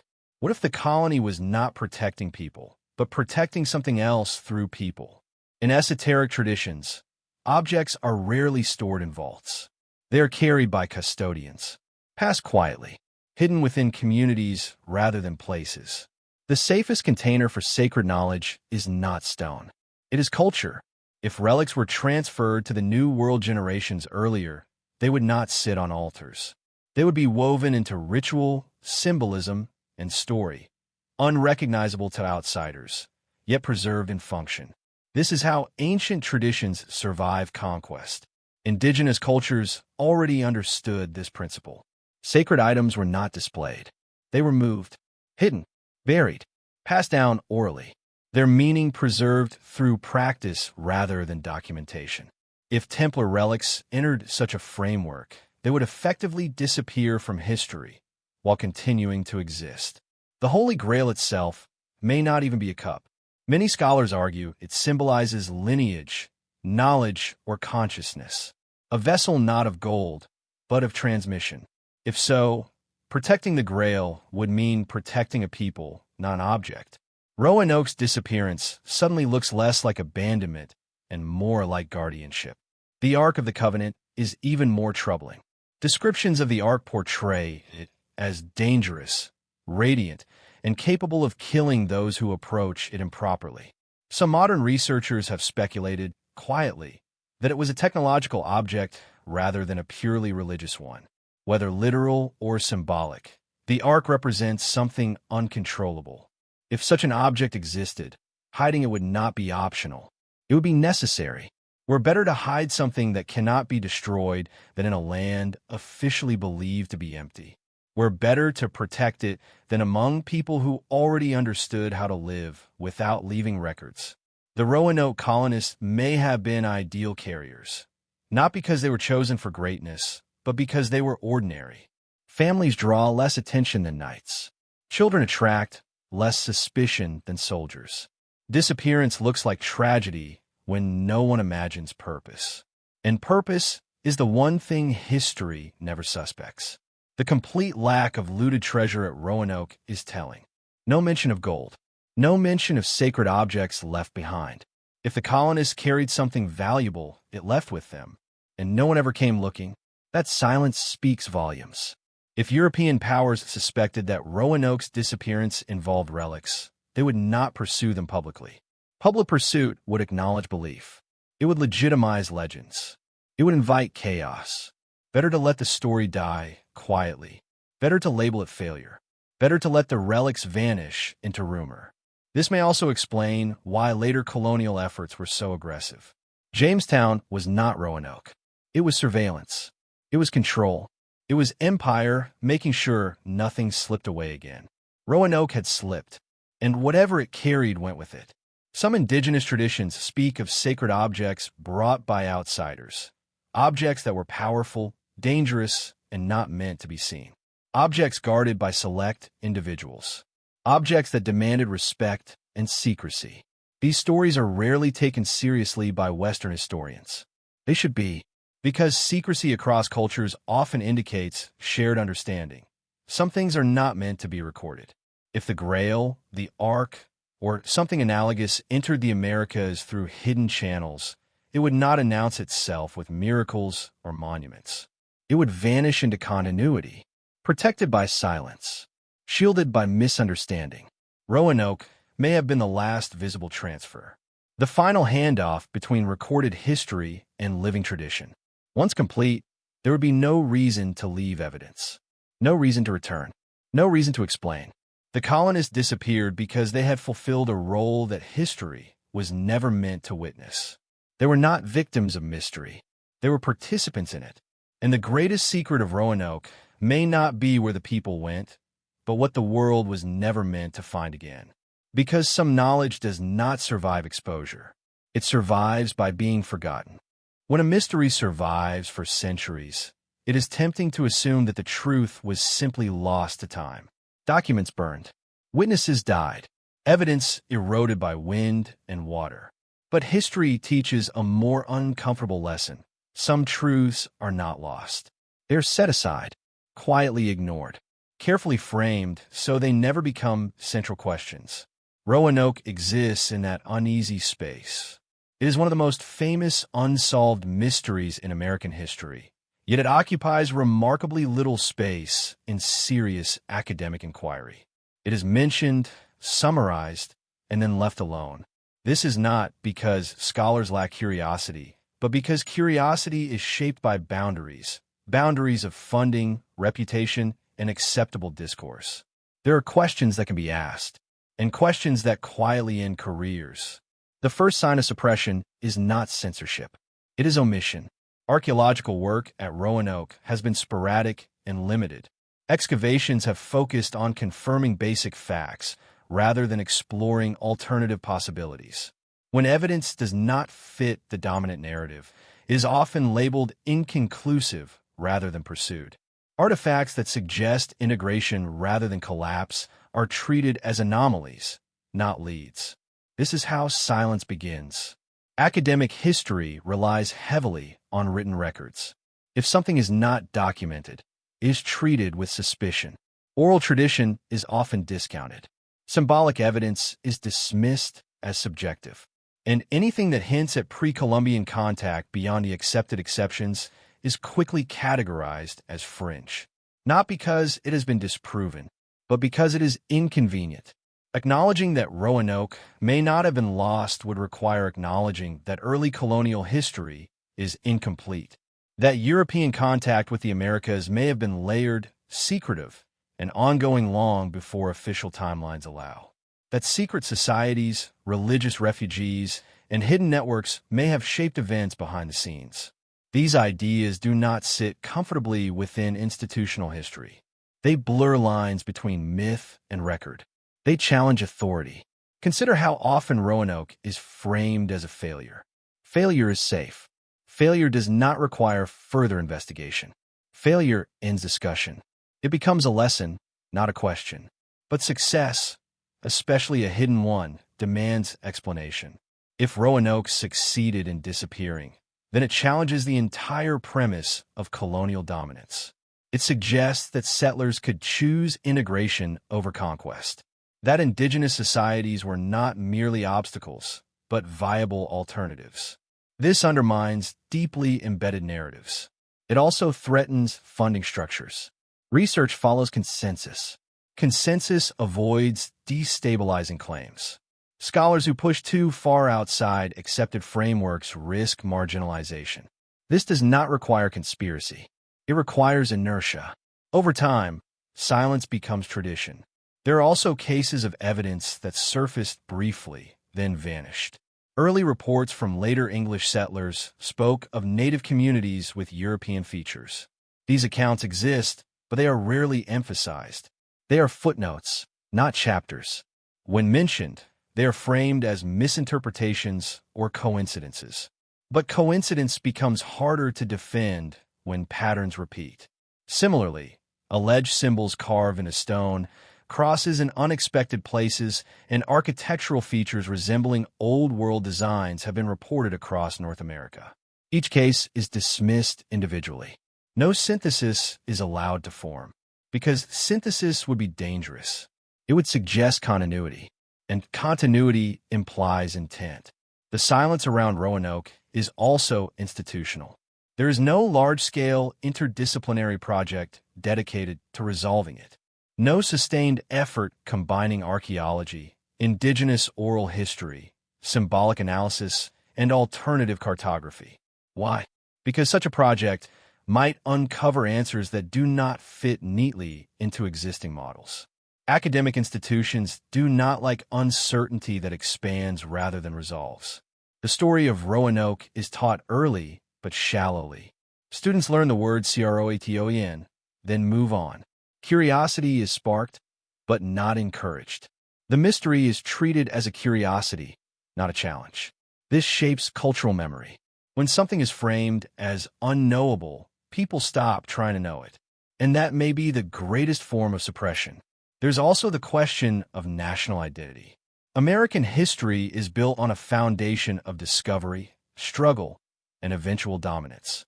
Roanoke, if reinterpreted, suggests a different origin, one rooted in blending, secrecy, and quiet survival. That story does not align with heroic narratives of conquest and progress. It suggests humility. It suggests that Europeans were not always in control. Such a story is not celebrated. It is sidelined. The same pattern appears in discussions of the Knights Templar. Mainstream history acknowledges their existence, power, and destruction, but resists serious exploration of their survival. The idea that they influenced events after 1307 is treated as romantic speculation rather than a legitimate line of inquiry. Yet the evidence of continuity, rebranded orders, preserved symbols, surviving networks, is openly acknowledged in other contexts. The contradiction is striking. It suggests that some topics are allowed to be mysterious, but not meaningful. Roanoke sits at the intersection of too many uncomfortable possibilities: secret societies, suppressed knowledge, indigenous agency, and alternative histories of a new world. Each of these challenges a different pillar of accepted understanding. Together, they are explosive, and so the safest response is silence. Not loud denial, not dramatic refutation, just quiet neglect. But silence leaves traces too. It leaves gaps. It leaves unanswered questions that persist despite centuries of dismissal. And it leaves a growing number of researchers, historians, and independent scholars who notice that the story does not behave the way it should. That the evidence does not point toward chaos or tragedy, but toward order and intention. Academic silence is not proof of falsehood. It is often proof of discomfort. The truth about Roanoke may not be suppressed because it is dangerous in the sense of violence, but because it is dangerous in the sense of meaning. It forces us to reconsider who controls history, how narratives are shaped, and why certain outcomes are remembered while others are erased. Roanoke may be ignored because it suggests that history is not always written by the winners, but sometimes by those who disappear successfully enough to be forgotten. And as long as that possibility exists, silence will remain the easiest response. But silence, like absence, is not emptiness. It is space. Space where the truth waits, patient, unchanged, until someone is willing to listen closely enough to hear what has been deliberately left unsaid. Across the vast landscape of North America, there are stones that do not speak, yet they seem to remember. Carvings weathered by centuries. Shapes etched into rock faces far from known settlements. Symbols that resemble old-world iconography in places history insists Europeans never reached. Individually, these findings are easy to dismiss. Together, they form a pattern that is far more difficult to ignore. History prefers clean timelines. Symbols disrupt them. From the forests of New England to the deserts of the Southwest, explorers, farmers, and researchers have reported markings that resemble crosses, geometric patterns, and symbolic forms associated with medieval Europe. Some appear crude, others precise. Some are carved deeply, others faintly. Most are ignored, because symbols without context are dangerous. One of the most frequently cited examples is the presence of cross-like carvings in places that predate known European settlement. These are not always Christian crosses in the conventional sense. Many resemble variations used by medieval orders. Equal-armed crosses, forked designs, and geometric hybrids that blur the line between spiritual and mathematical symbols. The Knights Templar were known for exactly this kind of symbolic ambiguity. Their iconography was layered. A cross could signify faith, but also intersection, balance, passage between worlds. It could function as a marker without revealing meaning to outsiders. This allowed symbols to be placed in plain sight without drawing attention. If Templar influence reached the New World, symbols would be the most likely evidence to survive. Structures crumble, people move, but stone remembers. In North America, there are also reports of inscriptions resembling runic or Proto-Latin characters found in isolated locations. These findings are almost always dismissed as natural formations or modern hoaxes. Sometimes they are, but not always. And the blanket dismissal itself is telling. Science values replication, but history often avoids accumulation. Each discovery is treated as isolated. No attempt is made to connect them, to ask whether they belong to a larger network of markers placed intentionally rather than randomly. This is not because scholars lack imagination, but because connecting them would imply purpose. Purpose implies presence, and presence implies intent. Some researchers have suggested that these symbols functioned as navigational markers, quiet confirmations for those who knew how to read them. A cross on stone could indicate safe passage. A geometric carving could mark a meeting place. A symbol facing a particular direction could guide travelers inland. Indigenous cultures used similar methods. Trails were marked not with signs, but with understanding. A certain stone, a certain bend in the river. Meaning was shared through tradition, not instruction. If Old World visitors adopted or blended with these methods, their symbols would not announce themselves as foreign. They would merge seamlessly into the landscape. This is the genius of concealment. The Templars, if they survived through transformation, would not impose their presence. They would adapt their symbols to the land, embedding them rather than erecting them. An adaptation leaves echoes, not monuments. There are also strange architectural parallels that defy easy explanation. Stone chambers in the northeastern United States resemble European root cellars or ritual chambers more than indigenous structures. Their purpose remains debated. Some argue they were colonial-era constructions. Others insist they predate known settlement. What is rarely asked is whether they served more than one purpose. Sacred architecture often disguises itself as practical. A storage chamber can also be a sanctuary. A cellar can also be a ritual space. Form follows function, but function is not always singular. The Templars understood this well.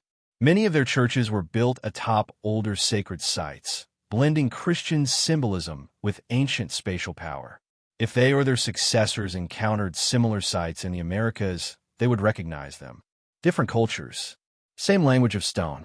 This convergence becomes even more unsettling when considered alongside indigenous oral histories that speak of stone people, old visitors, or ancient allies who left marks on the land.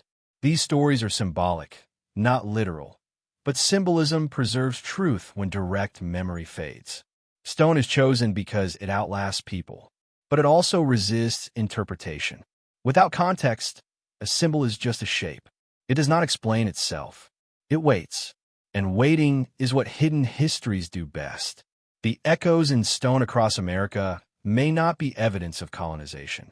They may be evidence of contact, brief, purposeful, and non-dominant. Contact that did not seek to change the land, but to be absorbed by it. This aligns perfectly with the Roanoke mystery. If Roanoke was part of a larger hidden network, then symbols would not suddenly appear in one place. They would already exist, subtle confirmations that the land had been touched before. The colonists may have recognized these signs, or perhaps others recognized them in the colonists. A shared symbolic language would not require conversation. It would require recognition, and recognition changes everything. It transforms strangers into allies. It transforms danger into trust. It transforms disappearance into continuity. Modern archaeology struggles with symbols because symbols demand interpretation. They require us to ask not just what something is, but why it exists at all. And why is the most uncomfortable question in history. Why carve a symbol in a place no one is supposed to visit? Why build a structure where no one is meant to stay? Why leave marks that are not meant to be seen by everyone? The answer is always the same. Because someone else was meant to find them. The echoes in stone across America suggest that Roanoke was not isolated. It was not unique. It was part of a deeper pattern, one that valued survival over recognition, continuity over dominance, and secrecy over memory. History remembers empires. Stone remembers travelers. And travelers who do not wish to be remembered leave marks that only those who know how to look will ever notice. Roanoke may have vanished from the written record, but it did not vanish from the land. Its story continues, not in books, but in symbols scattered across forests, mountains, and rivers. Waiting, silent, patient, just like the truth itself. At some point in every great mystery, the question changes. It stops being what happened and becomes why it had to happen this way. Roanoke reaches that moment here. After centuries of speculation, scattered clues, and uncomfortable silences, a different picture begins to form. One that does not revolve around disaster, failure, or ignorance, but around intention. What if Roanoke did not vanish because it collapsed? What if it vanished because it succeeded? This idea feels unsettling because it reverses everything we've been taught to expect from history. We are conditioned to believe that disappearances imply chaos, violence, or incompetence. But the evidence left behind at Roanoke does not speak the language of panic. It speaks the language of order. The houses were dismantled, not destroyed. No distress signal was carved. No bodies were found. No weapons were scattered. This is not the aftermath of a catastrophe. It is the signature of a decision.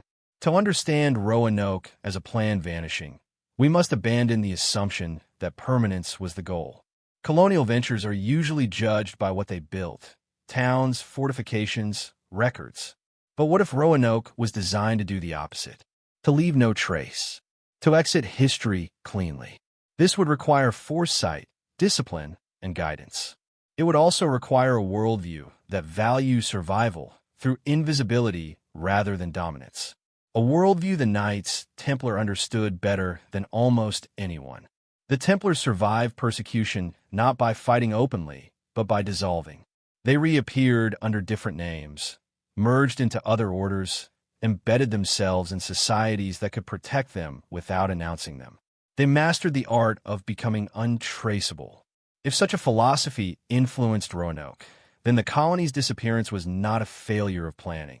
It was the final phase of it.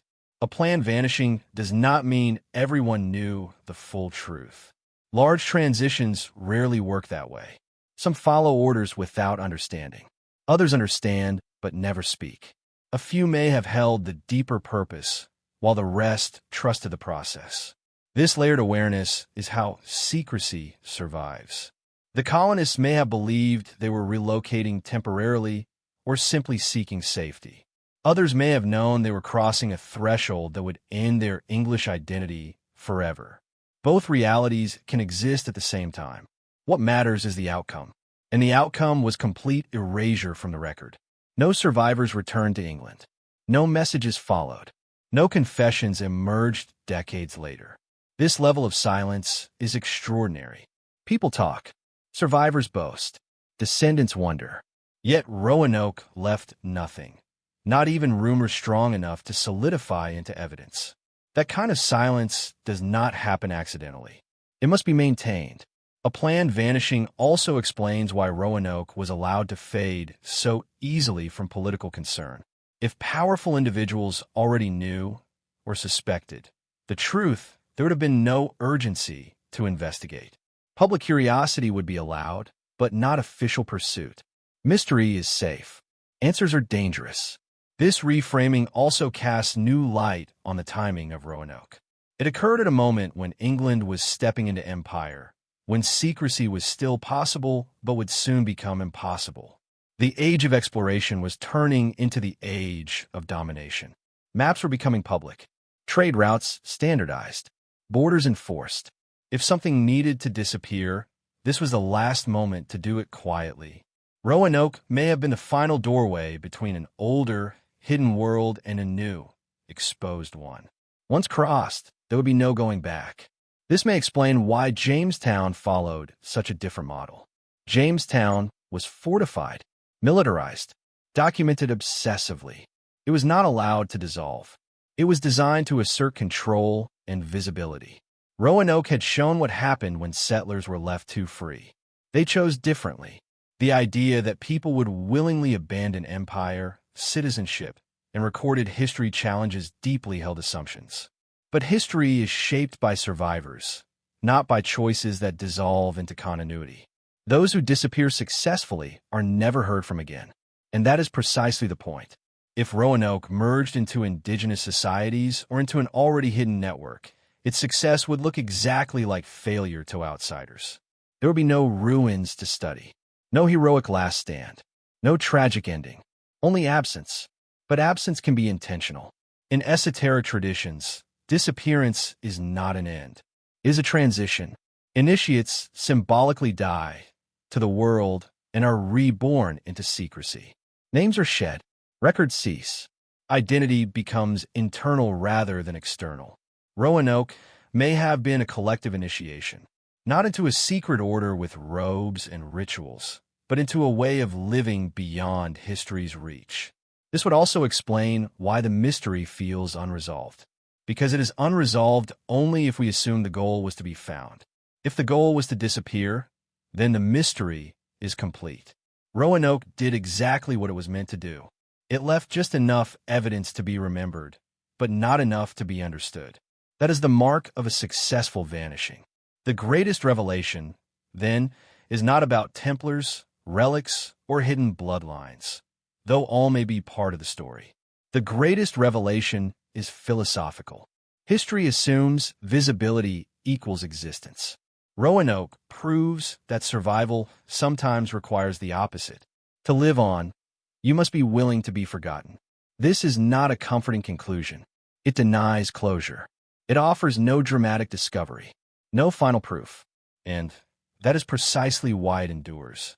Roanoke does not want to be solved. It wants to be recognized for what it was. A deliberate step out of the story.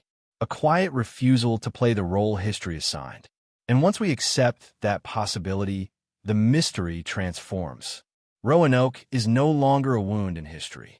It is a door that closed exactly as intended, leaving us on the outside, staring at the silence, wondering why something so complete could ever look so unfinished.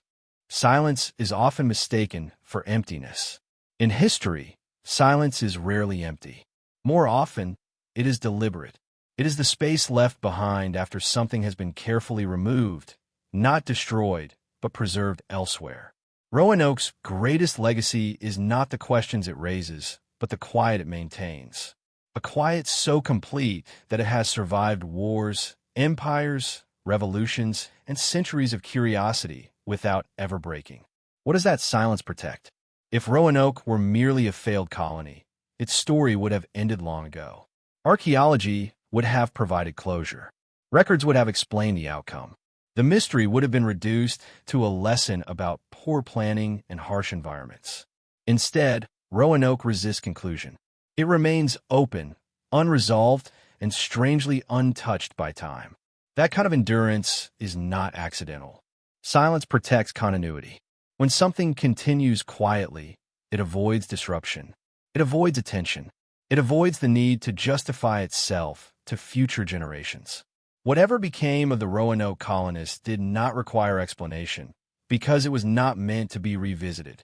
It was meant to endure unnoticed. This is uncomfortable for modern thinking. We are taught that survival requires recognition, that progress requires documentation, that existence must be recorded to matter. Roanoke challenges all of that. It suggests that survival can occur outside the written record, outside official memory, and outside the structures that define success. The silence also protects choice. If the colonists chose to integrate, to disappear, or to become something new, that choice undermines the dominant narrative of history as an unstoppable march of empire. It suggests that people, even in vulnerable positions, retain agency, that they can refuse the roles assigned to them, that they can step out of history rather than be consumed by it. Empires do not like this idea. History, as it is commonly taught, relies on visibility. Power leaves monuments. Victory leaves records. Control leaves borders. But Roanoke left nothing visible behind. And in doing so, it denied future powers the ability to claim it fully, either as triumph or tragedy. The silence also protects indigenous agency. For too long, Native peoples have been portrayed as passive figures in colonial stories, obstacles, victims, or footnotes. If Roanoke ended through alliance and integration, then indigenous communities were not peripheral. They were central. They offered survival, belonging, and continuity when empire could not. That truth disrupts centuries of storytelling. It suggests that the land did not simply absorb the colonists. It welcomed them on its own terms. That knowledge flowed both ways. That survival required humility rather than dominance. Such a narrative does not fit comfortably within national mythologies built on conquest. Silence keeps that discomfort contained. There's also a deeper, almost philosophical layer to what the silence protects. It protects the idea that not all knowledge is meant to be recovered, that some outcomes are complete precisely because they leave no evidence. Modern culture is obsessed with exposure, revelation, and transparency. We assume that every mystery exists to be solved. Roanoke quietly disagrees. It suggests that some mysteries exist to mark boundaries. Not everything lost is meant to be found. Not every silence is an invitation. Some silences are guardians.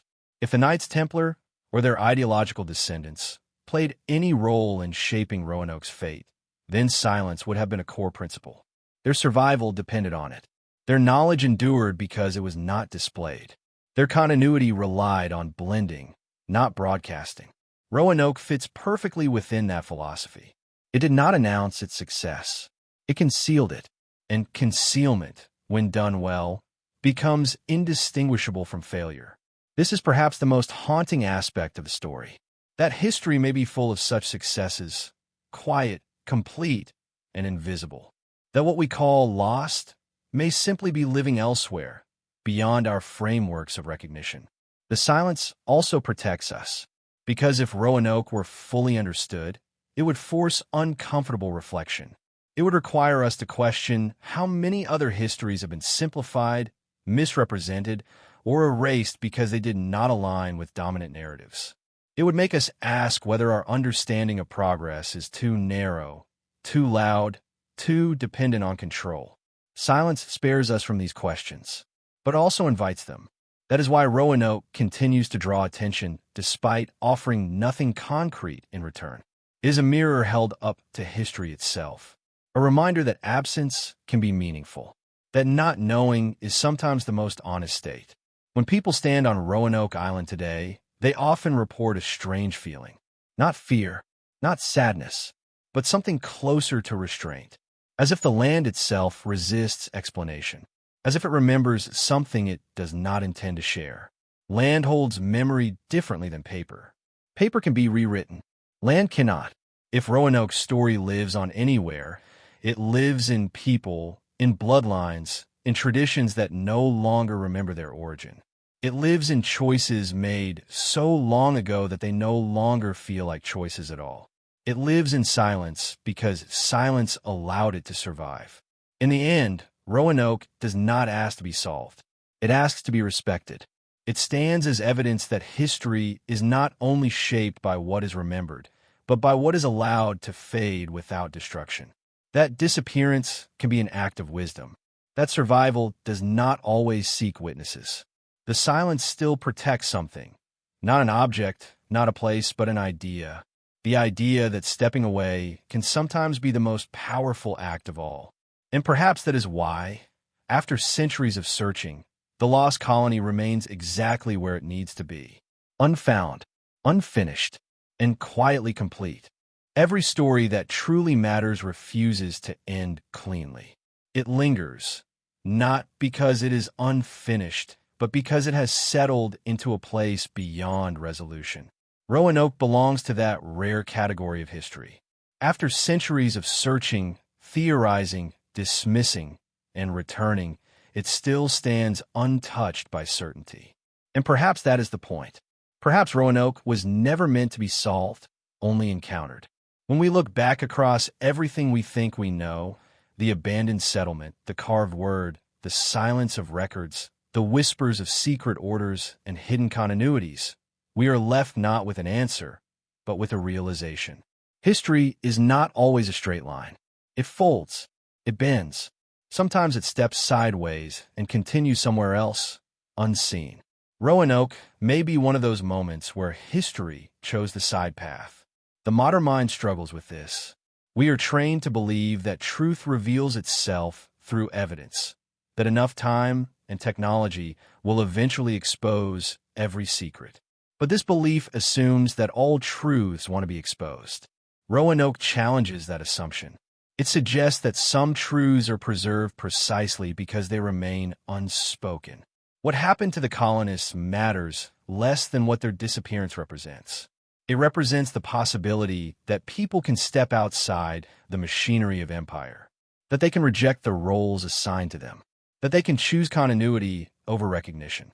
In doing so, they become invisible to history, but not to life. This idea is deeply unsettling because it undermines the authority of the historical record itself. If Roanoke did not fail, but instead transformed, then history has mistaken success for loss. And if that can happen once, it can happen again. How many other stories have we misunderstood? How many lost peoples were never lost at all, but simply refused to remain visible on someone else's terms? Roanoke becomes less a mystery and more message. Not written, not spoken, but implied through absence. A reminder that history only records what remains within its boundaries. Anything that steps beyond them is labeled unknown. And unknown is the safest category of all. It allows us to move on without reconsidering the foundations of our understanding. Yet Roanoke refuses to let us move on completely. It stays alive in the cultural imagination, resurfacing generation after generation. Each era projects its own fears and fascinations onto it. Survival, assimilation, secret knowledge, lost worlds, hidden orders. Roanoke absorbs them all without confirming or denying anything. This is not weakness. It is resilience. The story endures because it does not collapse into certainty. It adapts, just as the people at its center may have adapted. It survives by remaining unresolved. In that sense, Roanoke mirrors the very philosophy attributed to those who may have influenced it. The Knights Templar survived not by confronting power directly, but by dissolving in a form's power could not easily trace. Roanoke does the same. It slips between explanations. It resists classification. It survives by never being fully grasped. There's also a quieter truth hidden within the ending. Roanoke forces us to confront our discomfort with silence. We want answers because answers give us control. They let us categorize the past and move forward without doubt. Silence denies us that comfort. It asks us to sit with uncertainty, to accept that not all outcomes are meant for us to know. This is a deeply human challenge. Standing at the edge of Roanoke's story is like standing at the edge of a forest path that disappears into shadow. We can imagine what lies beyond. We can speculate, but we cannot follow without leaving behind the tools we rely on: records, timelines, proof. And perhaps that is why the path remains untraveled. Because to follow it fully would require letting go of the idea that history belongs to those who record it. It would require acknowledging that some lives are lived entirely outside our frameworks of meaning. The ending that never ends is not frustrating because it lacks closure. It is unsettling because it offers a different kind of closure, one that does not center us. Roanoke does not conclude with revelation. It concludes with continuity. Whatever became of the colonists did not need our recognition to endure. Their lives continued, their choices mattered, and their story moved forward without leaving a trace we could claim. That realization changes the way we see the past. It suggests that history is full of quiet endings masquerading as disappearances. That not every story concludes with ruins or records. Some conclude with belonging.